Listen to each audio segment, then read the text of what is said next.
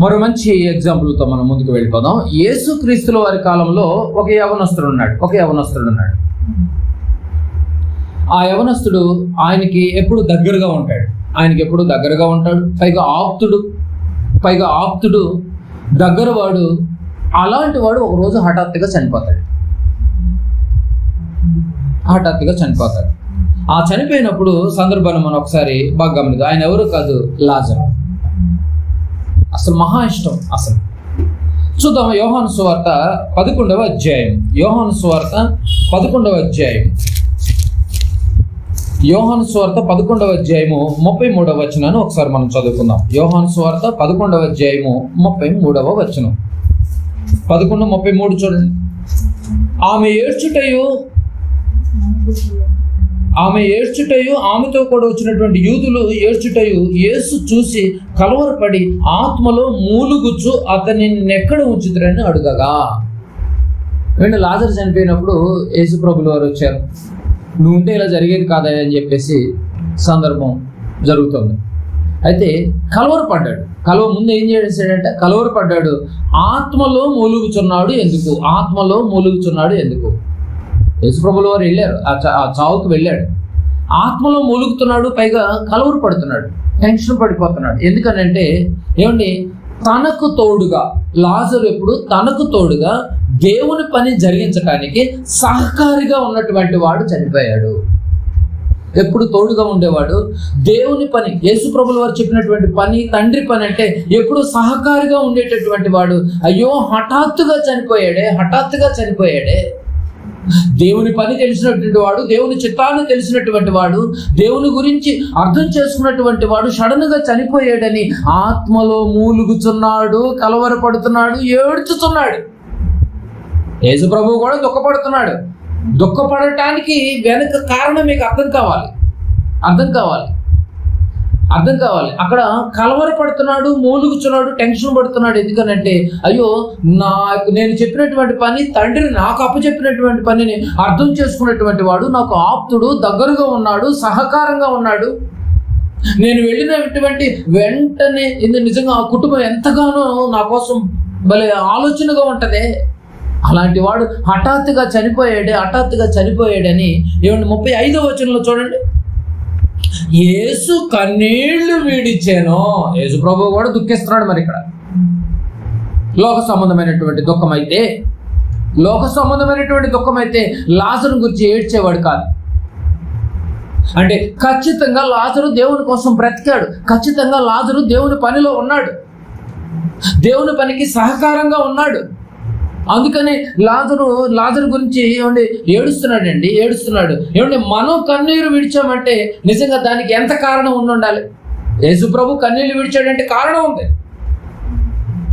మరి క్రీస్తును వెంబడిస్తున్నటువంటి మనము, క్రీస్తును మాదిరిగా పెట్టుకున్నటువంటి మనము నిజంగా మనం కూడా ఒక దుఃఖిస్తున్నామంటే, కన్నీళ్లు విడుస్తున్నామంటే ఏ కారణం లేకుండా కూడా నువ్వు దుఃఖించకూడదు, ఏ కారణం లేకుండా నువ్వు టెన్షన్ పడకూడదు. ఆ కారణము మళ్ళీ ఏ కారణమై ఉండాలి? దైవ చిత్తానుసారమైనటువంటి దుఃఖమై ఉండాలి. లోక సంబంధమైనటువంటి ఏ కారణాన్ని కూడా నువ్వు దుఃఖించినా కూడా నో యూజ్, ఉపయోగం లేదు. పైగా అది నిన్ను మరణానికి తీసుకెళ్తుంది. ఈ రోజు ఫిక్స్ అయిపోండి. ఎందుకంటే మనం ధ్యానిస్తుంది, మనం పఠిస్తుంది, మనం వెంబడిస్తుంది ఆత్మ సంబంధమైనటువంటి జ్ఞానం. ఆత్మ విషయమై దీనులైనటువంటి వారు మొట్టమొదటి యేసు ప్రభు మాట వెంటొచ్చిన ఫస్ట్ మాటే ఈ మాటతోనే ఆ యొక్క ప్రసంగం మొదలు పెట్టాడు. కొండ మీద ప్రసంగం ఆత్మ సంబంధమైనటువంటి మాట చెప్తుంది. లోక సంబంధమైనటువంటి ఏ దుఃఖం నిన్ను రక్షించదు, నా మాట వినండి అని చెప్తుంది. ఈరోజు నేను టెన్షన్ తీసుకోవద్దు, ఏ టెన్షన్ వదిలిపడేసాడు. అంటే నువ్వు దాన్ని పట్టుకుని నువ్వు వెంబడిస్తున్నావా, అయితే నిన్ను ఖచ్చితంగా నీకు ఉరి రెడీ చేస్తుంది, ఉచ్చు బిగుస్తోంది నేను. అది దాంట్లో నువ్వు చిక్కుపోతావు, దాంట్లో నువ్వు నలిగిపోతావు. నేను ఇక బ్రతకలేనని ఎక్కడో అక్కడ పడిపోతూ ఉంటాయి, ఆత్మీయంగా కుంగిపోతూ ఉంటావు, దేవుని సన్నిధికి దూరం అయిపోతూ ఉంటావు, ప్రార్థనకు దూరం అయిపోతూ ఉంటావు, మందిరానికి దూరం అయిపోతూ ఉంటావు, దేవుని ఆలోచనలకు దూరం అయిపోతూ ఉంటావు. దీని అంతటికి కారణం ఒకటే, లోక సంబంధమైనటువంటి దుఃఖం నిన్ను నలగగొట్టుద్ది, ఆత్మీయ జీవితానికి నిన్ను దూరం చేస్తుంది. రేపు ఓదార్పుకి ఇంకెక్కువగా రానీయకుండా చేస్తాడు. యేసుప్రభుల వారు కూడా ఏడుస్తున్నాడు. ఈ బ్రతుకు దేవుడిచ్చాడు, బ్రతుకునిచ్చినటువంటి దేవుని పని నువ్వు చేయలేకపోతున్నావేమోనని ఏ రోజున ఏడ్చావా? మరి మనం బాగా గమనించాలండి. ఈ బ్రతుకు దేవుడిచ్చాడు, ఈ 60-70 సంవత్సరాల బ్రతుకు దేవుడిచ్చాడు, బ్రతుకునిచ్చినటువంటి దేవుని పని చేయలేకపోతున్నానని ఏ రోజైనా దుఃఖించామా? అయ్యో బాల్యం అయిపోయింది నేను చేయలేకపోయానే, యవ్వనం అయిపోయింది నేను చేయలేకపోతున్నానే, నడివయసు అయిపోతుంది నేను చేయలేకపోతున్నానే, వృద్ధాప్యం కూడా వచ్చేసి నేను చేయలేకపోతున్నానే, కాటికి వెళ్ళే టైంలో కూడా నేను ఆలోచన రాలేదే నేను ఏ రోజైనా కూడా దుఃఖించేటటువంటి ఆలోచన కలిగిన వాళ్ళు ఎవరైనా ఉన్నారంటారా? ఏడిస్తే సరిపోదండి. బైబిల్ అంటుంది నువ్వు ఏ దుఃఖపడు ధన్యులే. ఏ దుఃఖం దుఃఖిస్తున్నావు? లోక సంబంధమైనటువంటి దుఃఖం దుఃఖించిన ధన్యుడు అనుకుంటే నువ్వు పొరపాటు పడ్డాడు. నువ్వు ఇంకా అజ్ఞానివే. బాగా ఆలోచించాలండి. బాగా ఆలోచించాలి. దేని గురించి నువ్వు చింతిస్తున్నావు చెప్పండి. నోరిచ్చాడు దేవుడు. దేవుని గురించి నేను చెప్పలేకపోతున్నాను ఈ నోటితో ఈ రోజు నన్ను దుఃఖించావా? ఏ రోజైనా దుఃఖించావా? అయ్యో ఈ నోరిచ్చిన దేవుడికి ఈ నోట్లో నుంచి మాట వస్తుంది, ఆ మాట ఇచ్చినటువంటి దేవుని గురించి నేను చెప్పలేకపోతున్నాను ఏ రోజైనా నువ్వు దుఃఖించావా? బాధపడ్డావా? చెవిచ్చాడు, ఈ చెవిని ఇగో లోక సంబంధమైనటువంటి మాటలు వినటానికి నా చెవి కోసుకుంటుంది దురద చెవిలాగా. దేవుని గురించినటువంటి మాటలు వినటానికి నా చెవి ఎందుకు తొందరపడలేకపోతుంది అని ఏ రోజు దుఃఖించావా? లోక సంబంధమైనటువంటి మాటలకు ఇంట్రెస్ట్ అయిపోతున్నాను నేను. దైవ సంబంధమైనటువంటి మాటలకు నేను మైండ్ డైవర్ట్ చేసుకున్నాను, పక్కకు వెళ్ళిపోతున్నానే. బాగా పరిశీలించాలి మీరు ఇవన్నీ. ఒక ఫంక్షన్లో కానీ ఒక కుటుంబంలో కానీ ఎక్కడైనా కూర్చొని మనం మాట్లాడుకునేటప్పుడు మెల్లగా దేవుని సంబంధమైనటువంటి మాటలు మెల్లగా తీసుకొచ్చి అంటిస్తే మెల్లగా డైవర్ట్ అయిపోతూ ఉంటారు, ఆలోచన పక్కకి వెళ్ళిపోతూ ఉంటారు. చూసారు అని నువ్వు ఏ రోజైనా నువ్వు బాధపడుతున్నావా అన్న బాధ నీకు ఉందండి మీరు చెప్పాలి. ఇలాంటి బాధ చెవిచ్చినటువంటి దేవుని వాక్యం వినలేకపోతున్నానన్న బాధ, కన్నిచ్చినటువంటి యొక్క కన్ను ద్వారా దేవుని మాటలు నేను చూడలేకపోతున్నానన్న బాధ, సర్వలోకానికి వెళ్ళి సర్వసృష్టికి సువార్తను ప్రకటించలేకపోతున్నానన్న బాధ, సువార్తకు వెళ్ళు వారి పాదాలు సుందరము కానీ నా పాదాలు సువార్తకే కదలలేకపోతున్నానన్న బాధ నీకు ఏ రోజైతే నీకు కలుగుద్దో అప్పుడే నువ్వు ఓదార్చబడతావు. అప్పుడే నువ్వు ఓదార్చడానికి నువ్వు సిద్ధమవుతావు. ఈ బాధ, ఈ టెన్షను, ఈ దిగులు, ఈ యొక్క దుఃఖాక్రాంతుడై ఉన్నామా అండి? యేసు ప్రభు కన్నీళ్లు విడిచాడు లాజరు విషయంలో. ఎందుకు? నా గురించి తెలిసినటువంటి వాడు, తండ్రి గురించి ఆవేదన చెందినవాడు, దేవుని పనిలో నాతో పాటు కష్టపడేవాడు, సహకారిగా ఉండేవాడని కన్నీళ్లు ఇడిచాడు. ఆత్మలో మూలిగాడు, కలవరపడ్డాడు. యెషయా విషయంలో కూడా పరలోకం ఉన్నటువంటి కన్న తండ్రి బాధపడతాడు. ఉన్న ఒక్కడు చనిపోయాడే, నేను ఎవరిని పంపుతున్నాను? యెషయా 7వ అధ్యాయంలో ఉంటుందండి. ఉజ్జియా ఒక్కడు చనిపోయాడు, నేను ఎవరిని పంపాలన్న బాధ, ఏడుపు. ఆ రోజు బాధపడుతున్నాడు. పొగుడుతున్నా కూడా పరలోకంలో కన్న తండ్రి మీరందరూ పక్కకు వెళ్ళిపోండి, నాకు ఈ బాధ నాకు తీరట్లేదంటే అప్పుడు కదా ప్రభుల వారి మాట, నేను వెళతాను నాయన, నేను ఎవరిని పంపేదని అన్నప్పుడు నన్ను పంపని ప్రభుల వారు అడుగుతాడే పక్క నుండి. ఇలాంటి బాధ ఏ రోజైనా నీకు కలుగుతుందా? అయితే రేపు ఆ బాధ నిన్ను రక్షణలో నిలబెట్టుద్ది. ఆ బాధ నిన్ను అంతం వరకు మారినటువంటి నిన్ను మళ్ళీ మారకుండా ఒకటే విధానంలో నిలబెట్టుద్ది. మారు మనసు విషయం ఆలోచించాలి. ఇలాంటి బాధ నీలో ఉందంటే దేవుడు ఓదార్చటానికి నేను సిద్ధంగా ఉన్నాడు. ఇలాంటి బాధ నువ్వు కలిగి ఉన్నావా? మరి ఆలోచించాలి. ఒక దావీదు రాజు అన్నీ ఉండి దేవుడు లేడన్నటువంటి బాధలో టెన్షన్ పడుతున్నాడు. నువ్వు ఉంటేనే నాకు బతుకంటున్నాడు. అన్నీ ఉండి మనం అన్నీ ఉండి దేవుడిని మర్చిపోయామేమో. ఒకవేళ అన్నీ చక్కగా టయానికి అన్నీ దొరుకుతున్నాయి కదా అని దేవుడిని మర్చిపోమేమో. ఎవరికి వాళ్ళు పరిశీలించుకోవటంలో తప్పే ఉంది. రేపు రక్షణకు దూరం అయిపోతాం కదా, రేపు ఓదార్పుకు దూరం అవుతాం కదా. రెండవది, ఒక హన్న సమూయేలు విషయంలో మొక్కుకున్న మొక్కుబడి ప్రకారముగా మాట ప్రకారంగా చెల్లించింది, మాటను నిలబెట్టుకుంది. అలాగే మనం కూడా దేవుని కోసం బ్రతుకుతామని నీళ్ళలో దిగే రోజు, బాప్తిసం తీసుకునే రోజు మొక్కుకున్నాం కదా, అయ్యా అంతం వరకు నేను బ్రతుకుతానయ్యా నీకోసం. ఆ రోజు నేను బ్రతకను, మళ్ళీ నేను వెనకడుగు వేస్తాను అనుకున్నప్పుడు నువ్వు మొక్కుకోకుండా ఉండటమే నీకు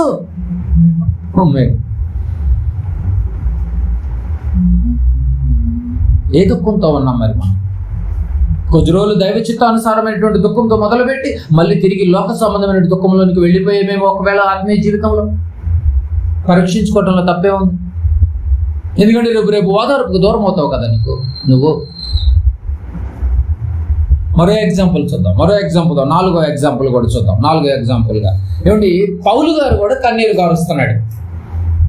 బాగా ఆలోచించాలి. ఈరోజు క్రైస్తవ విశ్వాసరాండ్రులు చాలా మంది మందిరానికి వచ్చి కన్నీళ్లు కాలుస్తూ ఉంటున్నారు. ఆ కన్నీరు వెనుక ఆంతర్యం తెలియాలి మీకు.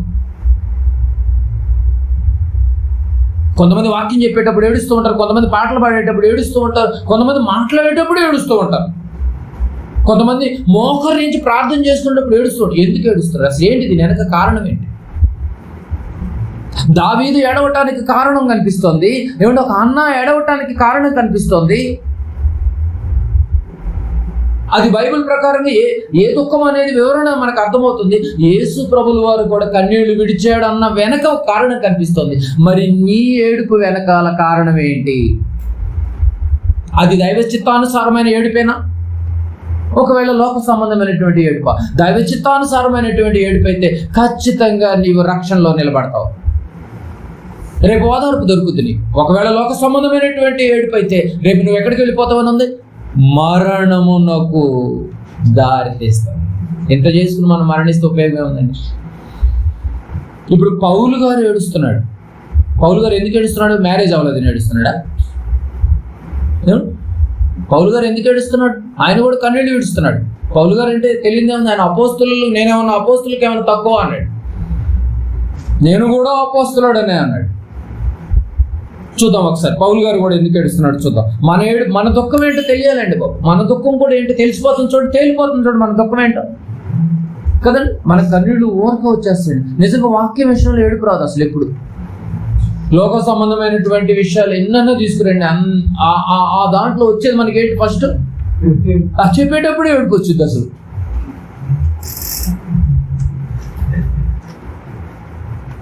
చూద్దాం పౌలు గారు ఏడుపులు ఎలా ఉన్నాయి చూద్దాం. పౌలు గారు కూడా కన్నీళ్లు కార్చాడు ప్రేమైన దేవుని వల్ల. అపోస్తుల కార్యంలో ఈ చివరి ఎగ్జాంపుల్ చాలా జాగ్రత్తగా పరిశీలించాలి. ఇలా ఎగ్జాంపుల్ ఎన్నో చెప్పుకోవచ్చు మనము. బైబిల్లో చాలా మంది భక్తురాండ్రులు ఉన్నారు. 20వ అధ్యాయం ఈ రోజు నుంచి మన ఏడుపు ఏదై ఉండాలి? మన దుఃఖం ఏదై ఉండాలి? దైవ చిత్తానుసారం దేవుని కోసం అయితే ఏడవండి. లోకం గురించి అయితే మాత్రం ఏడవద్దు. ఎందుకంటే ఏడ్చారా, ఆ ఏడుపు ఎక్కడ తీసుకెళ్తుంది? మీకు ఊరవుతుంది. మరణం అంటే ఊరే కదండి. దెయ్యం అంటది ఇలాంటి టైంలో నువ్వు ఏడకపోతే ఎందుకంటే. దేవుని పని గురించి మాత్రం ఏడవలేవద్దు, దేవుని పని గురించి మాత్రం రానివ్వద్దు. చూడండి ఆ మాటలు చూడండి ఎంత బాగుంటాయి. అపోస్తల కార్యం 20వ అధ్యాయము 31వ వచనం జాగ్రత్తగా చూడాలి. ఈ ఎగ్జాంపుల్ మనం చివరి ఎగ్జాంపుల్ 31వ వచనం. కావున నేను 3 సంవత్సరములు రాత్రింబగళ్ళు కన్నీళ్లు విడుచుచు ప్రతి మనుషునికి మానక బుద్ధి చెప్పి తిని మీరు జ్ఞాపకం చేసుకుని మెలకువగా ఉండుడి. ఏమంటే ఇక్కడ కొన్ని విషయాలు మనకు అర్థమవుతుంది. కన్నీళ్లు విడిచాడంటే రాత్రింబగళ్ళు అంటే 3 పగళ్ళు 3 రాత్రులు అసలు ఏడుపే పౌలు గారికి. ఎందుకు ఏడుస్తున్నాడు? ఎందుకు కన్నీళ్లు విడిచాడు అని అంటే, ఎందుకు కన్నీళ్లు విడుస్తున్నాడు, ఎందుకు ఏడుస్తున్నాడు తెలుసా?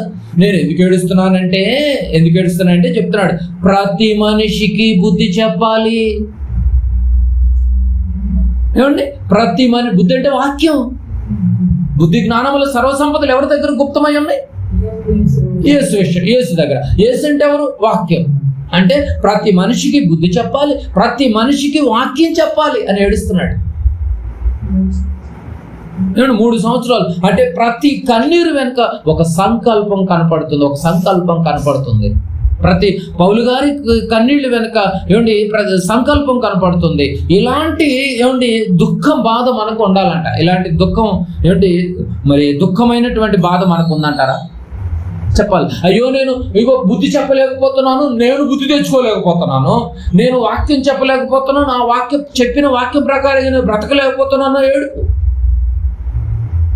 ఇద్దరు కలిస్తే మనం ఏం చెప్పుకోవాలంటే వాక్యం చెప్పుకోవాలి. మనమే అంటూ ఉంటాం కదండి, ఎక్కడ ఇద్దరు ముగ్గురు కూడాను అక్కడ ఉండును నీ దేవుని సన్నిధి కదా, ఆ దేవుని సన్నిధి, ఆ సహవాసం కదండి. అలాంటప్పుడు మనం మాట్లాడుకుంటే ఆయన చెవికి వింటాడని చెప్పేసి పేతురు గారి పత్రికలో ఉంటుంది. చెవికి వింటాడంటే ఎవరిద్దరు ఆయన గురించి మాట్లాడుకుంటుంటే ఆయన కదండి. పౌలు గారికి అర్థమైపోయింది. అంటే దేవుని పని చెయ్యాలన్న బాధ దుఃఖం లేనప్పుడు, బాగా గమనించాలి. ఇప్పుడు పౌలు గారికి దేవుని పని చేయాలన్నటువంటి చేస్తూ కూడా బాధపడుతున్నాడు. మళ్ళీ 3 సంవత్సరాలు దేవుని పనిలో ఉంటూ కూడా మళ్ళీ బాధపడుతున్నాడు. మనము దేవుని పని చేయలేకపోయినా కూడా అసలు ఏ బాధపడం. మళ్ళీ లోకానుసారమైనటువంటి బాధ తీసుకొచ్చి ఎక్కడ పెడతాం? దేవుని సన్నిధిలోనే పెడతాం, మళ్ళీ ప్రేయర్లో. ఆలోచించాలి మనం ఎంత లాస్ అయిపోతున్నామో. దేవుని పని చేయాలన్న బాధ దుఃఖం లేనప్పుడు నీ దుఃఖాన్ని దేవుడు ఎలా తీరుస్తాడు చెప్పండి? ఎలా తీరుస్తాడు? దుఃఖపడేవారు ధనిలు, వారు ఓదార్చబడుదురు అంటున్నాడు. దేవుని పనిలో ఉంటే నేను ఓదారుస్తాడు. బాగా గమనించాలి. నీ కష్టాలను దేవుడు ఎలా తీరుస్తాడు? నువ్వు ఆయన పనిలో లేనప్పుడు. అర్థమవుతలేదని? నువ్వు ఆయన పనిలో లేనప్పుడు నీ దుఃఖాన్ని ఎలా తీరుస్తాడు? ఎలా తీరుస్తాడు ఆలోచించండి. ఆయన పనిలో లేకుండా నిజంగా ఎలా తీరుస్తాడండి చెప్పండి? ఆయన పనిలో ఉంటే తీరుస్తాడు. యోనా ఆయన పనిలో ఉన్నాడు, ఆయన పనిలో ఉన్నాడు. కొంచెం చిన్న మిస్టేక్ అటు ఇటు చేసినా కూడా మళ్ళీ చేపను పంపించేసి చక్కగా మళ్ళీ మింగేసి మళ్ళీ 3 రాత్రి పగలు కూడా అక్కడ మరి బయటికి తీసుకొచ్చి కాపాడుకున్నాడు. పనిలో ఉన్నాడు. ఏ పనిలో లేకుండా కాపాడబడతావంటే ఎట్లా? ఆయన దావీదు గారికి కూడా అర్థమైపోయింది. మీరు బాగా గమనించాలి. నీవే నాకు దొరకము, నువ్వు నన్ను తోసివేసినప్పటికీ కూడా నీవే నాకు దొరకమని పట్టుకునే ఉంటున్నాడు. చూసారండి? ఆలోచించాలి మనం, ఇంత గొప్పగా మనం ఆలోచించాలి. కనుక యోహాను సువార్త 16వ అధ్యాయం, యోహాను సువార్త 16వ అధ్యాయం. ఆయన పనిలో లేనప్పుడు నీ కష్టాలను ఎలా తీరుస్తాడు? ఆయన పనిలో లేనప్పుడు నీ దుఃఖాన్ని ఎలా తీరుస్తాడు అనుకుంటున్నారు? మీరు బాగా గమనించాలి. యోహాను సువార్త 16వ అధ్యాయం, యోహాను సువార్త 16వ అధ్యాయం 22వ వచనాన్ని చదువుకుందాం. యోహాను సువార్త 16వ అధ్యాయం 22వ వచనం. అటువలే మీరును ఇప్పుడు దుఃఖపడుతున్నారు. కానీ మీరు ఇప్పుడు దుఃఖపడుతున్నారు. ఒక పౌలు గారు దుఃఖపడుతున్నాడు, ఒక హన్నా దుఃఖపడుతోంది, ఒక దావీదు గారు దుఃఖపడుతున్నాడు, ఒక ప్రభులు వారు దుఃఖపడుతున్నారు, కన్నీళ్ళు విడిచారు. మీరును ఇప్పుడు దుఃఖపడుతున్నారు కానీ అయితే మిమ్మును మరలా చూచేద్దాం. ఇప్పుడు చూడను, ఇప్పుడైతే నేను చూడను మీ దుఃఖాన్ని. నేను చూడను. నేను మరలా చూసేదను. ఈ పదం మీకు అర్థం కావాలండి. ఇప్పుడు మీరు దుఃఖపడుతున్నారు కానీ మిమ్మల్ని నేను మరలా చూసేదను అంటే అప్పుడే మీ హృదయము మరలా చూసేదను. ఇప్పుడు చూడను, మరలా చూసేదను, అప్పుడు మీ హృదయమునకు సంతోషము. ఇక్కడ పదాలు మీరు బాగా గమనించాలి. ఇక్కడ మీరు ఇప్పుడు దుఃఖపడటమే,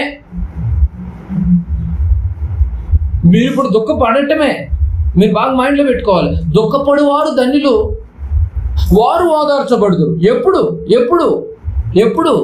ఇప్పుడు చెప్తున్నాడు. ఏమని చెప్తున్నాడు? మీరు ఇప్పుడు దుఃఖపడటమే గాని నేను ఇప్పుడు మిమ్మల్ని చూడను. మిమ్మల్ని చూడను. అప్పుడు మీ హృదయము సంతోషించును, మీ సంతోషమును ఎవడును మీ వద్ద నుండి. ఇప్పుడైతే మాత్రం మీరు దుఃఖపడండి. రేపు ఆఫ్టర్ డెత్ అయితే మాత్రం ఇదిగో మీ దుఃఖాన్ని నేను ఎలా మార్చేస్తాను అంటున్నాడు, మీ దుఃఖాన్ని ఎలా మారుస్తాను అంటున్నాడు. మీ సంతోషం ఎవడును మీ వద్ద నుండి తీసివేయలేడు. ఎవడు టచ్ కూడా లేడు, ఎవడు కూడా మిమ్మల్ని మోసం చేయడు. ఇప్పుడు నిజంగా నువ్వు దైవ చిత్తానుసారమైనటువంటి దుఃఖంలో నువ్వు బ్రతికితే యుగాలు దేవుడు నీకు ఆ సంతోషాన్ని ఇవ్వాలంటే ఈ యుగాంతం అంతా అయిపోయిన తర్వాత పరలోకంలో తండ్రి దగ్గర కూర్చుని తండ్రి సింహాసనం పక్కన నేను నాతో కూడా నీవు కూడా ఉండాలి. ఆ సంతోషాన్ని నీకు ఇవ్వాలంటే అది ఆ మాటలండి. ఆ సంతోషాన్ని నీకు ఇవ్వాలంటే భూమి మీద ఖచ్చితంగా నువ్వు ఏం చేయాలి? ఏ దుఃఖపడాలి? దైవ చిత్తానుసారమైనటువంటి దుఃఖపడాలి. లోక సంబంధమైన దుఃఖపడితే రేపేం దొరకదు, రేపు ఆ సంతోషం నీకు రాదు. దేవుడి ఈ వేరియేషన్ మీకు అర్థమైతే చాలండి. పర్మనెంట్ సంతోషం ఒకటి ఉంది. ఆ సంతోషం నీకు కలగాలంటే భూమి మీద ఖచ్చితంగా నువ్వు దుఃఖపడాలి. ఏ దుఃఖపడాలి? దైవ చిత్తానుసారమైనటువంటి దుఃఖం, పాపిని మార్చే దుఃఖము, దేవుని కోసం పాకులాడేటటువంటి దుఃఖము, దేవుని కోసం ప్రయాసపడేటటువంటి దుఃఖము. ఈ దుఃఖాల్లో నువ్వు కానీ ఉంటే, అదే చెప్తున్నాడు చూడండి. ఆ పదం మీరు ఇప్పుడు క్లియర్గా చూడండి, మీకు అర్థమవుతుంది. 22 అటువలే మీరును ఇప్పుడు దుఃఖపడుచున్నారు కానీ మిమ్మును మరలా చూసేదాం. ఇప్పుడు దుఃఖపడుతున్నారు ఓకే, నేను కాదంట్లా, కానీ నేను మరలా చూస్తాను. చూసి ఏం చేస్తాను? మరలా నేను వస్తా, మీకోసమే నేను వెళుతున్నా. 14వ అధ్యాయంలో ఉంటుంది. యోహాను సువార్త ఇప్పుడు 16లో ఉన్నాం. 14లో ఆల్రెడీ చెప్పాడు, నేను మరలా వస్తా, మీకోసమే నేను వెళ్ళి మీకు స్థలమును సిద్ధపరచ నేను వెళుతున్నాను. ఎందుకు? మళ్ళీ మీకు నేను సంతోషాన్ని ఇవ్వాలి కదా. అది చెప్తున్నటువంటి మాట. కనుక మిమ్మును మరలా చూసేదను, అప్పుడు మీ హృదయమును సంతోషించును. మీ సంతోషమును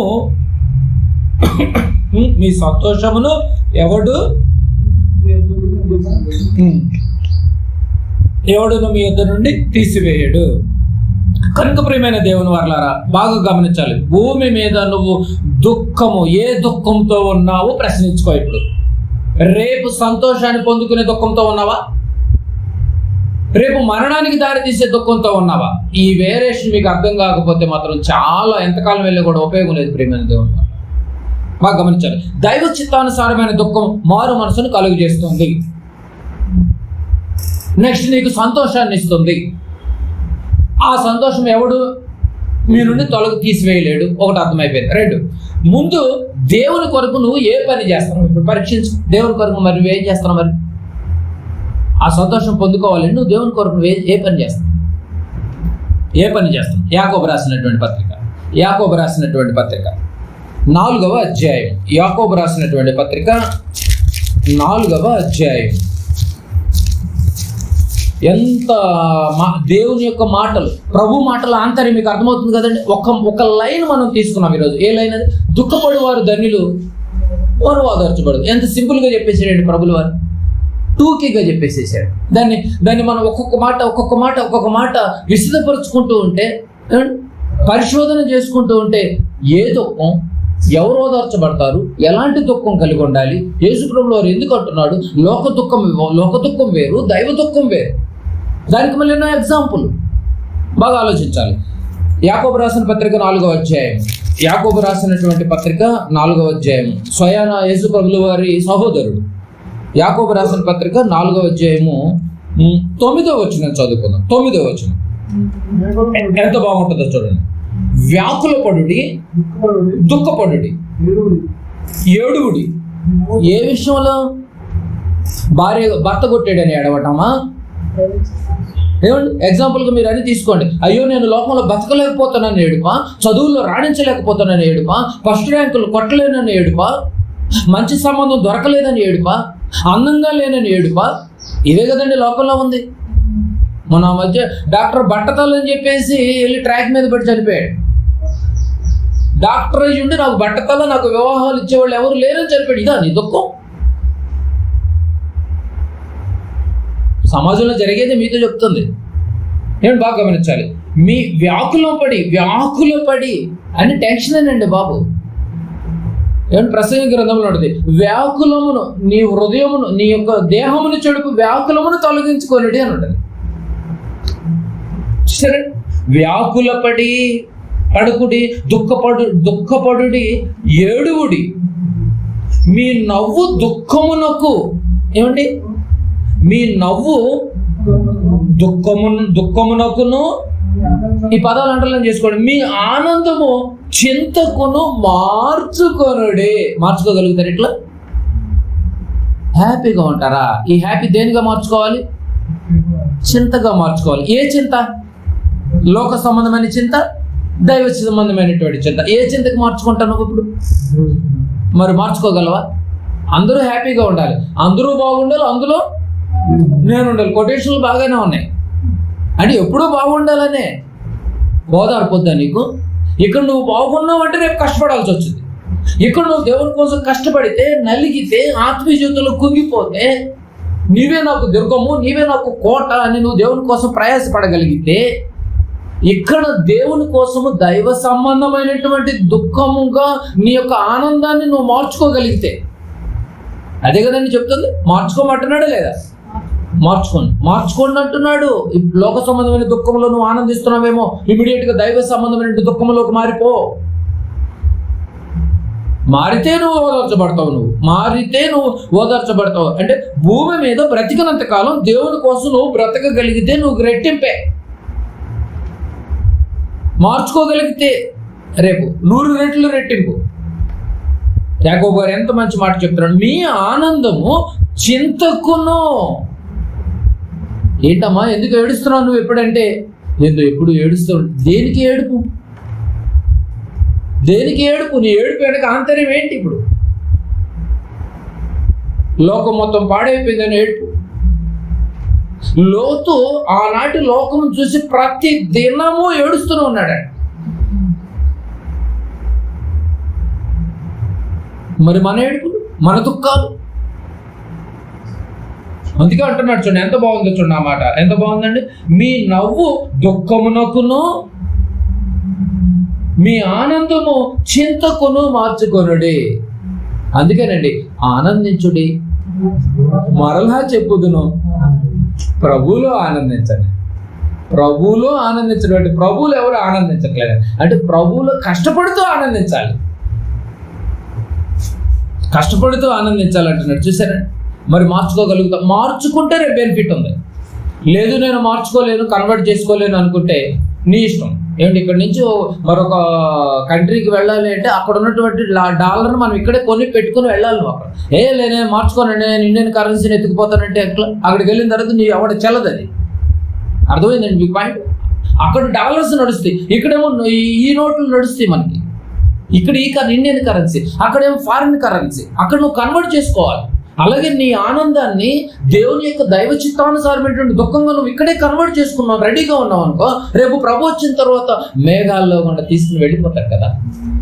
ఓదార్పీయటానికి తీసుకుని వెళ్ళిపోతాడు. మనం కొరింథీయులకు రాసిన అటువంటి 2వ పత్రిక, కొరింథీయులకు రాసినటువంటి 2వ పత్రిక 7వ అధ్యాయం. కొరింథీయులకు రాసినటువంటి ఏ దుఃఖంతో నువ్వు నీ జీవితాన్ని వెళ్ళబూస్తున్నావు ప్రశ్న వస్తుంది. ప్రశ్న లేవనెత్తుతుంది బైబిల్, గమనించలేదు. ఏ దుఃఖంతో నీ జీవితాన్ని వెళ్ళబూస్తున్నావు నువ్వు? కొరింథీయులకు రాసిన 2వ పత్రిక 7వ అధ్యాయం. కొరింథీయులకు రాసినటువంటి 2వ పత్రిక 7వ అధ్యాయము 11వ వచనం.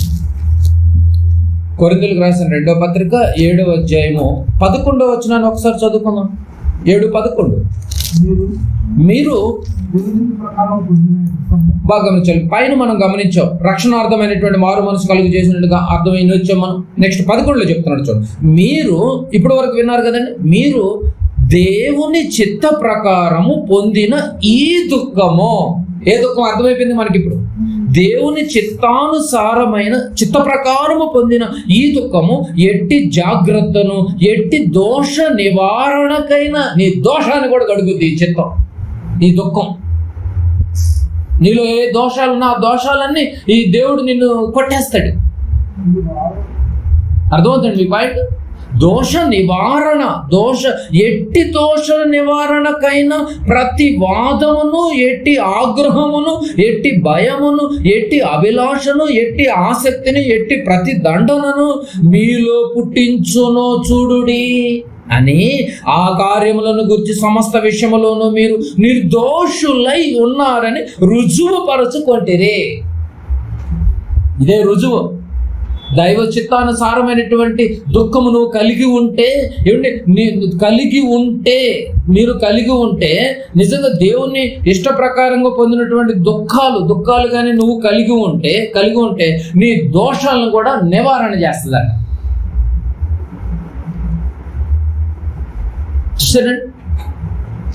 మనిషి ఏదో ఒక పాపంతో, ఏదో ఒక దాంట్లో, ఏదో ఒక మాటలో కానీ, ఏదో ఒక చూపులో పడిపోతూ ఉంటాడు. నువ్వు కానీ నిజంగా దేవుని కోసం, దేవుని చిత్తానుసారమైనటువంటి దుఃఖాన్ని కలిగి నువ్వు జర్నీ చేస్తూ ఉంటే అదో ఏదో ఒక తెలుసో తెలియకో. అంటే యోబు గారు కూడా ప్రేయర్ చేసేటప్పుడు తన యొక్క బిడ్డల విషయంలో ఏదైనా ఫంక్షన్కి వెళ్ళినప్పుడు తెలుసో తెలియకో ఏదైనా నోరు జారుతారేమో, తెలుసో తెలియక ఎక్కడైనా ఓవర్ఫ్లోలో మాట్లాడతారేమో అని ప్రేయర్లో పెడతాడు. అలాగే మనం కూడా తెలుసో తెలియకో అనాలని కాదు, తెలుసో తెలుగు ఎక్కడో ఓవర్ఫుల్ మాట్లాడతావు, ఆ మాటలను కూడా నువ్వు దేవుని కోసం బ్రతికితే అది నివారణ చేసేస్తున్నారు. ఎన్ని బెనిఫిట్లు ఉన్నాయి చూసారండి. మార్చుకుంటే ఏంటి ఆనందాన్ని దేనిగా మార్చుకోవాలి? చింతగా మార్చుకోవాలి. కొంతమంది అన్ని ఉండి కూడా ఏడుస్తూ ఉంటారు, కానీ దావీదు గారు అన్ని ఉండి ఏడుస్తున్నాడు. ఈయన ఏడుపులో తేడా గమనించాలి, దుఃఖాల్లో తేడా గమనించాలి. అన్నీ ఉన్న ఆయన ఎందుకు ఏడుస్తున్నాడు? అన్నీ ఉన్నాయి కానీ నువ్వు లేవు నాయన. నా హృదయం అనే కోటలో నువ్వు ఉండాలి. ఆ దుర్గము ఖాళీగా ఉంది, నువ్వు నన్ను తోసేసావు. ఏంటి దేవుడు సన్నిధిలో నుంచి తోసివేశాడు అన్న సంగతి దావీదు గారు గమనించారు, కానీ ఈనాటి క్రైస్తవం గమనించలేకపోతుంది. చూడండి, ఎవరిని అడిగినా మేము దేవుల్లోనే ఉన్నామండి. కనుక ఈ పదాలు మీరు గమనించాలి. మీరు దేవుని చిత్త ప్రకారం పొందిన ఈ దుఃఖము, ఇప్పటివరకు మీరు విన్నారు కదా, ఒక హన్నా పొందిన దుఃఖము, ఒక యేసు ప్రభుల వారు కన్నీళ్లు విడిచినటువంటి దుఃఖము, ఒక దావీదు గారు ఏడ్చినటువంటి వెళ్ళబుచ్చాడండి, దినమెల్లా దుఃఖమే. ఇలాంటి ఈ దుఃఖము ఎట్టి జాగ్రత్తలు, ఎట్టి దోష నివారణకైనా కూడా పనిచేస్తుంది. ఇది అలా నలిగిపోయాడు. కనుకనే దావీదు గారిని మళ్ళీ తిరిగి చేర్చుకున్నాడండి.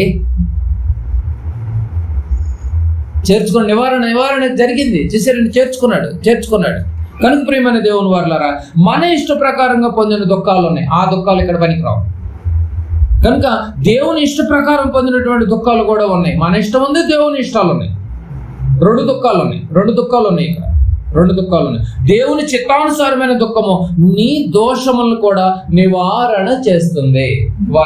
అందుకే దేవుని పనిలో ఉండండి. దేవుని తెలుగు చేసిన పాపాలను కూడా అలా మాఫీ చేస్తూ ఉంటాడు, నివారణ చేసేస్తూ ఉంటాడు. పేతురు గారు రాసినటువంటి మొదటి పత్రిక పేతురు గారు రాసినటువంటి మొదటి పత్రిక 2వ అధ్యాయం. ప్రతి మాటలో మీరు ఆంతర్యం మీరు గమనించాలి. యేసు ప్రభులు వారు ఒక్క మాట చెబితే ఎన్ని అర్థాలు వస్తున్నాయి మీరు గమనించారండి. ఎన్ని అర్థాలు వస్తున్నాయి చూడండి. దుఃఖపడు వారు ధన్యులు, వారు ఓదార్చబడు. ఎన్ని అర్థాలు వస్తున్నాయి చూడండి. అసలు ఆ మాటలో కూర్చుంటే, ప్రభుల వారి ముందు కూర్చుంటే. పేతురు గారు రాసినటువంటి మొదటి పత్రిక 2వ అధ్యాయము 19వ వచనం చదవాలి మీరు. 19వ వచనం. ఎవడైనాను అన్యాయముగా శ్రమ పొందుచు, అంటే ఎవడైనా మీకు అన్యాయంగా కీడు చేస్తే అని, దానికి నువ్వు శ్రమ పొందుతుంటే అని, కీడు చేస్తే శ్రమ పొందుచే దేవుని గురించిన మనస్సాక్షి కలిగి, ఇక్కడ కూడా దుఃఖం వచ్చింది చూసారా. దుఃఖము నువ్వేం చేయాలి? సహించాలి. ఎవడైనా కీడు చేసాడు అనుకో, నువ్వు సహించటమే, ఆప్షన్ లేదు. యాక్చువల్గా నువ్వు న్యాయంగానే ఉన్నావు, కానీ వాడు నిన్నేం చేశాడు? అన్యాయం చేశాడు. అయినప్పటికీ కూడా నువ్వేం చేయాలి? మనస్సాక్షి కలిగి, దేవుని గూర్చిన మనస్సాక్షి కలిగి దుఃఖం సహించిన ఎడల అది హితమగును. అంటే సహించడం అంటే దేవునికి ఇష్టం అండి బాబు. సహించడం అంటే దేవుడికి మహా ఇష్టం. నీకైతే మాత్రం బాధ, అమ్మో నేను సహించలేనండి. నువ్వు అన్నదాకా ఊరుకో తిరిగి ఆ మాట అన్న తర్వాత, అమ్మ ఇప్పుడు గుండె హాయిగా ఉందండి బాబు, ఆ మాట ఎప్పుడు అంటిద్దామా అని చూస్తూ ఉంటారు చాలా మంది. మాటకు మాట, దెబ్బకు దెబ్బ అంటారు చూసారండి. అట్లా కానీ దేవుడికి సహిస్తే ఆనందం, ఏమండి మనకైతే బాధ, కానీ సహిస్తే దేవునికి ఘనత అన్న సంగతి మర్చిపోయారు. ఎందుకంటే నువ్వు సహిస్తున్నావు అనగానే నీ సహనం వెనుక ఉన్నటువంటి ఆ దేవుడు ఎవరు, అసలు ఎవరు నమ్ముకున్నాడు? ఈ సహనం ఎక్కడి నుంచి వచ్చింది? ఎవరు గుర్తొస్తున్నారు అప్పుడు? మరి ఘనత ఎవరికి వెళ్తుంది? తండ్రికి వెళ్ళిపోతుంది. యేసు ప్రభువుని నమ్ముకుంటే ఇంత సహిస్తారా? ఇంత సహనం కలిగి ఉంటారా? అది ఘనత కాదండి. అది పేతురు గారు అంటున్నాడు. ఎంత చక్కటి మాట అంటున్నాడు చూసారా. నీకు ఎవరైనా నీకు అన్యాయం చేస్తే నువ్వు శ్రమ పొందితే, దానికి నువ్వు స్ట్రగుల్ అవుతే, శ్రమ పొందితే దేవుని గురించిన మనస్సాక్షి కలిగి ఉండు. యేసు ప్రభుల వారు నోట ఏ పాపం లేదు, అయినా కూడా ఆయనకు అన్యాయం జరిగింది, అయినా కూడా సహించాడు, పైగా క్షమించండి అన్నాడు. మనం అంత క్షమించే పదాలు, పెద్ద పదాలు వాడవసరం లేదులే కానీ, అలా అనలేములే కానీ కామ్గా ఉన్నాడు. దేవుడికి అప్పచెప్పి అది ఏ ప్రాబ్లం అయినా, ఎనీ ఇష్యూ తీసుకొచ్చి దేవుడికి అప్పచెప్పండి. ప్రభా మీరు చూసుకోండి. న్యాయం తీర్చుట చూసినట్టు దేవుడి పని, పగ తీర్చుకొనిట నా పని అన్నాడు. దేవుడికి అప్పచెప్పటం అంతే. ఎవరైనా నిన్ను మోసం చేశారా, నువ్వు పర్ఫెక్ట్గానే ఉన్నావు, నువ్వు న్యాయంగానే ఉన్నావు, కానీ వాడు అన్యాయం చేశాడు, దేవుడికి అప్పచెప్పు. అంటే నువ్వు హ్యాండిల్ చేస్తున్నావు అనుకో, దీంట్లో పడిపోయి నువ్వు ఆత్మీయ జీవితంలో నువ్వు దూరం అయిపోతావు. కనుక బాగా ఆలోచించాలి. చివరికి ఒక వచనాలు చూద్దాం. ప్రకటన గ్రంథము 21వ అధ్యాయం. ప్రకటన గ్రంథము పేతురు గారు చెప్పినా కూడా సహించమంటున్నాడు. ఏమండి, యాకోబు గారు ఏం చెప్పాడు? ఆనందాన్ని చింతగా మార్చుకోండి, సహించండి, కొంచెం ఓర్చుకోండి. ఎందుకంటే రేపు ఏం దొరుకుతుంది? ఓదార్పు ఉంది. రేపు ఓదార్పు ఉంది. దేవుడి దగ్గరికి తీసుకుంటారు, దేవుడు భుజాల మీద చేయేస్తాడు, ఆయన హక్కును చేర్చుకుంటాడు. మనం ప్రభుల వారిని ఇప్పటి వరకు మనం మాటల్లో చూస్తున్నాం, వాక్యాల్లో చూసామే తప్ప లైవ్లో ఎప్పుడు చూడలేదు. ఆయన మనల్ని హక్కును చేర్చుకోవాలండి. ఆయన మనం కుడిపార్శ్వంలో మనం కూడా కూర్చోవాలంటే, ఆయన దగ్గర మనం కూడా కూర్చోవాలంటే ఇదిగో మనం చాలా జాగ్రత్తగా ఉండాలి. ప్రకటన గ్రంథం 21వ అధ్యాయం. ప్రకటన గ్రంథము 21వ అధ్యాయం. ప్రకటన గ్రంథము 21వ అధ్యాయము 4వ వచనం. ప్రకటన గ్రంథము 21వ అధ్యాయము 4వ వచనం కూడా చదువుకుందాం చివరిగా. ఆయన వారి కన్నుల ప్రతి బాష్ప బిందువును తుడిచివేయును. ఇప్పటి వరకు నువ్వు నా కోసం చాలా రిస్కులు, అవమానాలు, అన్యాయాలు అన్ని భరించుకుంటూ సహించుకుంటూ దుఃఖాక్రాంతుడై, నువ్వు భయంకరమైన వేదనలు బహు దుఃఖాక్రాంతుడై అని నువ్వు నలిగిపోయావు నా కోసం. కేవలం నా కోసం నువ్వు నలిగావు కదా. అయితే నీ ప్రతి బాష్ప బిందువు నేను తుడిచివేయను, మరణము ఇక ఉండదు. ఏ బెనిఫిట్ అండి బాబు. అక్కడ ఏమన్నాడు? మరణమును అన్నాడు. కొరింథీ పత్రికలు మీరు చదివేరే లేదు. లోక సంబంధమైనటువంటి దుఃఖము రేపు నిన్ను మరణానికి దారి తీస్తుంది. దైవ చిత్తానుసారమైనటువంటి దుఃఖంతో నువ్వు నలిగిపోయావా, ఏం పర్లేదు, ఆ టెన్షన్ అంతా తీసుకో, ఇబ్బంది లేదు. అయితే నీకు బెనిఫిట్ ఏంటి? మరణము ఇక ఉండదు. ఒకటి ఆ కన్నీళ్ళంతా ప్రభువే తుడుస్తాడంట చక్కగా. పిల్లల్ని అప్పుడప్పుడు పిల్లోడు ఆ పిల్లోడి మీద కంప్లైంట్, ఈ పిల్లోడి మీద కంప్లైంట్లతో పిల్లలు ఆడుకుంటూ ఏడ్చుకుంటూ ఇంటికి వస్తూ ఉంటే ముందు తల్లి ఏం చేస్తారంటే చక్కగా ముందు కన్నీళ్ళు తుడుచు, తర్వాత గొడవలకు వెళ్ళే సంగతి, తర్వాత ముందు శుభ్రంగా అన్ని తుడుస్తూ ఉంటుంది. చూసారండి, అది తల్లి ప్రేమ, అది కనపడుతుంది. అది ఇప్పుడు పరలోకం ఉన్నటువంటి తండ్రి ప్రేమ మాకేం కనిపిస్తుంది తెలుసా? ముందు మనం వెళ్ళగా అయ్యో నా కోసం ఎంతగా నలిగిపోయేవారు, అసలు ఎలా సహించావు నువ్వు అని దగ్గన హత్తుకుని ఓదారుస్తూ కన్నీళ్లు ప్రతి బాష్ప బిందువును తుడుస్తూ మాట, నీకు ఇక మరణమే ఉండదు బిడ్డ, ఎందుకంటే నువ్వు నా కుమారుడు కదా. ఏం బెనిఫిట్ అండి. ఓదార్పు ఎలా ఉంది చూసారండి, ఓదార్పు ఎలా ఉంది మీరు బాగా గమనించాలి. ఇక నీకు మరణము ఉండదు, దుఃఖమైనను ఏడుపైనను ఉందండి, దుఃఖమైనను ఏడుపైనను వేదనైనను ఇక ఉండదు. అన్ని ఈ ఏడుపులైనా దుఃఖాలైనా ఎన్ని సంవత్సరాలు ఉంటాయి? మా అయితే మరణించేంత వరకు. తర్వాత నీకు ఏం ఉండదు కదా. అదేదో ఇప్పుడే కొద్దిగా భరించవచ్చు కదండి. ఎందుకంటే లేనిపోయిన టెన్షన్లు అని పెట్టుకుంటారు. లోకం ఎటు తగలబడితే మనకెందుకండి? లోకంలో ప్రతిదీ చెవినేసుకోవాలని అవసరం లేదు కదా. దానికి నువ్వు వరి అవ్వాల్సిన టెన్షన్ లేదు కదా. ఎంతో మంది ఈ జర్నీలో కలుస్తూ ఉంటారు, వెళ్ళిపోతూ ఉంటారు, వస్తూ ఉంటారు, వెళ్ళిపోతూ ఉంటారు, ఇబ్బంది పెడుతూ ఉంటారు, ఏమైనా అన్యాయం చేస్తూ ఉంటారు. అయినా కూడా నువ్వు స్టాండర్డ్గా నీకు ఇచ్చినటువంటి పరుగు పందెంలో ఓపికగా పరిగెత్తుతూనే ఉండాలి, ఏడ్చుకుంటూ. ఒకడు ఏడ్చుకుంటూ విత్తనాలు చల్లుతాడంట, కానీ రేపు ఆనందంతో నవ్వుతూ పంటను ఇంటికి తీసుకొస్తాడంట. ఈరోజు నీ ఏడుపు రేపు ఏంది నా జీవితం అనుకుంటావేమో, రేపు తండ్రి కుడి పార్శ్వం దగ్గర నువ్వు కూడా కూర్చోగలుగుతావు యేసు ప్రభు పక్కన. చక్కగా హక్కును చేర్చుకుంటాడు, చక్కగా ప్రతి భాష మీద తుడుస్తాడు, మరణమే లేకుండా చేస్తాడు. వేదన ఉండదు, దుఃఖం ఉండదు, బాధ ఉండదు. ఈ కొద్ది రోజులండి బాధ బాబు, ఈ లోకం శాశ్వతమేం కాదు, మీరేం కంగారేం పడకండి, హ్యాపీగా ఉండండి. రేపు పరలోకం మనందరం చేరాలి ఏంటి రిస్క్ తీసుకోవాలి. మీ ఆనందమును చింతగా, ఆ చింత దేవుని చింత అయి ఉండాలి.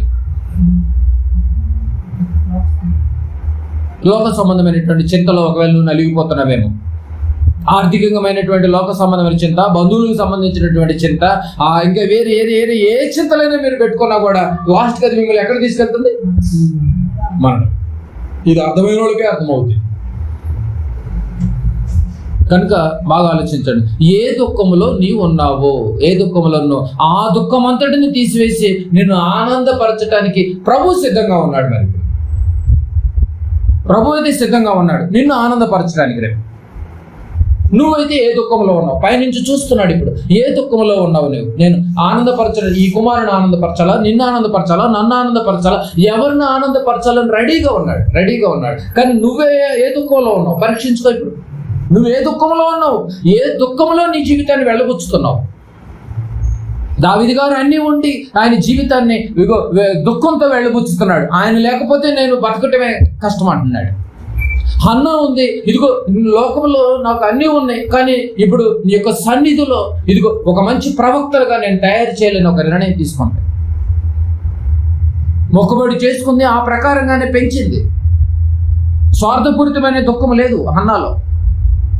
ఇక మూడవది, యేసు ప్రభుల వారు కూడా ఈ భూమి మీద కన్నీళ్ళు విడిచాడు. ఎందుకు విడిచాడంటే, దేవుని పనిలో ఉన్నటువంటి సహోదరుడు, నాతో పాటు ఉన్నటువంటి వాడు, ఆప్తుడు, ఏమండి తండ్రి చిత్తాన్ని ఎరిగినటువంటి వాడు, పనిలో సహకారం ఉన్నటువంటి వాడు హఠాత్తుగా మరణిస్తే అలాంటి వాళ్ళ కోసం కన్నీళ్లు కార్చాడంటే నిజంగా ఎంత దైవ చిత్తానుసారమైన దుఃఖం కనపడుతుంది యేసు ప్రభుల వారు కూడా. పౌలు గారి విషయంలో అయితే, నేను బుద్ధి చెప్పుటలో 3 సంవత్సరాలు రేయింబగళ్ళు బుద్ధి చెప్పుటలో నేను ఏడుస్తూనే ఉన్నాడంట. వాక్యం చెప్పుటలో. ఆలోచించండి, ఎవరు దుఃఖాలు చూసినా కూడా ఇప్పుడు ఏ దుఃఖాలు కనిపిస్తున్నాయి? దైవ సంబంధమైన దుఃఖాలు కనిపిస్తున్నాయి. మరి మన దుఃఖంలో కొన్ని వచనాలు హైలైట్గా కనిపించింది ఈరోజు. దైవ చిత్తానుసారమైన దుఃఖం ఉంది, లోక సంబంధమైన దుఃఖం ఉంది. ఏమండి, లోక జ్ఞానం ఉంది, దైవ జ్ఞానం ఉంది. యోహాను పత్రికలో ఉంటుంది కదండి. లోక సంబంధమైనటువంటిది జ్ఞానం లోకంలో పుట్టింది, భూ సంబంధమైనది. దైవ సంబంధమైనటువంటి ఒక పరలోకం నుంచి దిగొచ్చింది అన్నాడు. అలాగే నువ్వు ఈ మట్టికి సంబంధించినటువంటి దుఃఖంతో ఒకవేళ మునిగిపోతే రేపు మరణమే కానీ వేరు దిక్కులేదు. అదే ఈ యొక్క సృష్టిని కలిగించినటువంటి సృష్టికర్త పని గురించి నువ్వు కానీ టెన్షన్ పడుతూ ఉంటే మాత్రం ఆ టెన్షన్ తీసుకొని నరాలు వగిలిపోయినా కూడా బాధలేదు. కానీ రేపైతే నీ ఓదార్పు ఉంటుంది. ఒకటి, మరణం అయితే ఖచ్చితమేనండి. అదేదో బీపీలు, షుగర్లు, ఇంకా కిడ్నీలు ఫెయిల్ అవడం, రకరకాల టెన్షన్తో లోక సంబంధమైనటువంటి టెన్షన్లు పెట్టుకుని మరణానికి వెళ్ళే బదులు, రెండో మరణానికి దొరికిపోయే బదులు ఆ టెన్షన్ ఏంటో దేవుని చిత్తానుసారమైనటువంటి టెన్షన్లో మనం ఉండి మరణిస్తే రెండో మరణాన్ని దాటిపోవచ్చు. మనం ఆనందంగా ఉండొచ్చు, మనము మన కుటుంబాలు హ్యాపీగా. దానికోసం మీరు ప్రయాసపడండి, దానికోసం మనం ఆయత్తపడండి, దేవుని పనిలో కొనసాగండి. యేసు ప్రభువుల మాటలు ఎంత రుచికరంగా ఉన్నాయి చూడండి, ఎంత మేలుకొలుపుగా ఉన్నాయి చూడండి, ఎంత ఆత్మీయ జీవితాన్ని నిజంగా తేటతెల్లం చేస్తూ ఇదిగో ఎంత ఓదార్పునిస్తుంది చూడండి. ఆ వచనం మీరు మైండ్లో పెట్టుకోండి. ఇప్పుడు మత్తయి సువార్త 5వ అధ్యాయం 4వ వచనం ఇప్పుడు చదవండి. ఇప్పుడు మీకు ఈజీగా అర్థమైపోతుంది. మత్తయి సువార్త 5వ అధ్యాయం 4వ వచనం. దుఃఖపడువారు ధన్యులు, వారు ఓదార్చబడుదురు. తెలిసిపోయింది మనకి. దుఃఖపడేవారు ఎవరు రేపు ఓదార్చబడతారు? దుఃఖపడేవారు అంటే 2 దుఃఖాలు ఉన్నాయి. లోక సంబంధమైన దుఃఖం, దైవ సంబంధమైన దుఃఖం. లోక సంబంధమైన దుఃఖం రేపు నిన్ను మరణానికి తీసుకెళ్తుంది. దైవ సంబంధమైనటువంటి దుఃఖం రేపు మరణము నుంచి తప్పిస్తుంది. ఎంత బాగుందో చూడండి. వారే రేపు ఓదార్చబడుదురు. దేవుని చిత్తానుసారమైనటువంటి దుఃఖాన్ని కలిగి ఉన్నావా? అయితే రేపు నీవే ధన్యుడు. ఆలోచించండి, మంచి నిర్ణయాన్ని తీసుకోండి. యేసు ప్రభుల వారు చెప్పినటువంటి ప్రతి మాటను మనం పరీక్షించగలిగితే ఇలా మీరు అన్ని విధాల మనం వాక్యంలో నుంచి లోతులోనికి మనం వెళ్ళగలిగితే మన యొక్క ప్రాబ్లం ఏంటో బయటపడుతుంది. మనం కూడా అటన్నిటిని ఛేదించుకుంటూ ఆత్మ సంబంధమైనటువంటి దుఃఖంలో మనం ఇచ్చిన ఆయుష్ కాలంలో కొద్ది రోజులైనా కూడా మనం ప్రభు కోసం బ్రతకగలిగితే ఆ ప్రభు రేపు మన వల్ని చక్కగా కన్నీళ్లు తుడిచేవాడిగా మన ముందు నిలబడతాడు. చూడొచ్చు, ఆనందంగా ఉండొచ్చు. వాళ్ళే రేపు ధన్యులు. దుఃఖపడువారు ధన్యులు, వారు ఓదార్చబడుదురు. ఏ దుఃఖంలో నీవు ఉన్నావో ఆలోచించుకో. ఏ దుఃఖంలో ఉన్నావో ఆలోచించుకో, మంచి నిర్ణయం తీసుకో. కళ్ళు మూసుకొని ప్రార్థన చేసుకోండి. దయగలిగినటువంటి మా కన్న తండ్రి, మీ పాదాలకు వందనాలు చెల్లించుకుంటున్నాం. ఈ ఇచ్చిన 60-70 సంవత్సరాల జీవితంలో ఈ మట్టి లోకంలో బతకటానికి ఎన్నో టెన్షన్లు, ధనాన్ని సంపాదించుటలో ఎన్నో ఆలోచనలు కలిగిన ఆయన ఎన్నో నెత్తి మీదకి తెచ్చుకుని ప్రభువా, మరణానికి దొరికిపోయేటటువంటి పరిస్థితులు మేము బ్రతుకుతున్నామేమో నాయన. మమ్మల్ని మేము పరీక్షించుకోవటానికి నాయన 2000 సంవత్సరాల క్రితం మీ ప్రియకుమారుడు ఈ లోకానికి వచ్చి దుఃఖపడువారు ధన్యులు, వారు ఓదార్చబడతారంటే ఆ ఓదార్పు ఎక్కడ దొరుకుతుందో, ఎవరు ఇస్తారో, ఎందుకు ఇస్తారో, ఏం చేస్తే ఇస్తారో, ఆ దుఃఖం ఏంటో అన్ని విషయాలు మాకు తెలియచేశారు. రేపు మరణించిన తర్వాత మళ్ళా ఈ విషయాల గురించి నాయన మమ్మల్ని అడిగి మరీ గుర్తు చేసి మరీ కూడా నిలబెడతారు ప్రభు. వరుసగా ఉంచి అడుగుతానని మీరు చెప్పారు ప్రభు. కనుక విన్న వాక్యం నిష్ప్రయోజనం కాకుండా విన్న బిడ్డలందరూ నాయన ఆశతో వచ్చారు. ఆశగల ప్రాణాన్ని మీరే తృప్తిపరిచి వారిని, వారి కుటుంబాన్ని ప్రత్యేకంగా మీరు జ్ఞాపకం చేసుకుని విన్న వాక్యం నిష్ప్రయోజనం పోకుండా విన్నటువంటి ప్రతి వారి హృదయంలో ఫలించి నీరు కట్టి ఫలింప చేయమని 30 60 100 ఆత్మీయ జీవితంలో పొడవు వెడల్పులు, ఎత్తు పొడుగు లోతు యేసు ప్రభు వారి అంత విజ్ఞానంగా మేము అందరం బ్రతికే మహాకృపను అందరికీ ప్రసాదింపచేయండి. తలంచిన బిడ్డలను ప్రత్యేకంగా మీరు జ్ఞాపకం